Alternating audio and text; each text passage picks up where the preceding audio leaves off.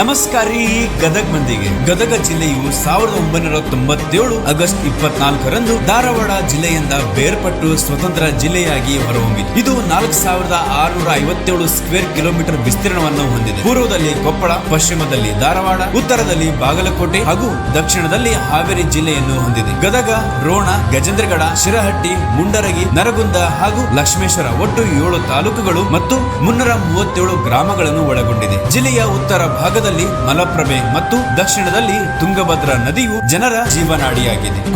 ಕೃತಪುರ, ಕರ್ದುಗು, ಗಲದುಗು, ಗದಗ ಎಂಬ ಹೆಸರು ಬಂದಿದೆ. 100 ಪ್ರಿಂಟಿಂಗ್ ಪ್ರೆಸ್ ಇದ್ದುದರಿಂದ ಇದನ್ನ ಮುದ್ರಣ ಕಾಶಿ ಅಂತ ಕರೆಯುತ್ತಾರೆ. ಬೆಟಗೇರಿಯು ಕೈಮಗದಿಂದ ಹೆಸರುವಾಸಿಯಾಗಿದೆ. 6ನೇ ಶತಮಾನದ ಚಾಲುಕ್ಯರ ಸಾಮ್ರಾಜ್ಯದಲ್ಲಿ ಲಕ್ಕುಂಡಿ ಮತ್ತು ಸೂಡಿ ಪ್ರಮುಖ ಸ್ಥಳಗಳಾಗಿದ್ದವು. ಇತಿಹಾಸದ ಪುಟಗಳಲ್ಲಿ ಗದಗ ಜಿಲ್ಲೆಯು ಕಲೆ, ಸಂಸ್ಕೃತಿ, ವಾಸ್ತುಶಿಲ್ಪ, ಸಂಗೀತ, ಸಾಹಿತ್ಯ, ನಾಟಕ, ಯುದ್ಧ ಕಲೆ, ರಾಜಕಾರಣ, ವಾಣಿಜ್ಯದ ಜೊತೆಗೆ ಕನ್ನಡ ಭಾಷೆಯ ಏಳಿಗೆಯ ಮೂಲ ನಮ್ಮ ಗದಗ ಎಂದರೂ ತಪ್ಪಾಗುವುದಿಲ್ಲ. ನಮ್ಮ ಜಿಲ್ಲೆಗೆ 29ನೇ ವರ್ಷದ ಹುಟ್ಟು ಹಬ್ಬದ ಹಾರ್ದಿಕ ಶುಭಾಶಯಗಳನ್ನು ತಿಳಿಸೋಣ.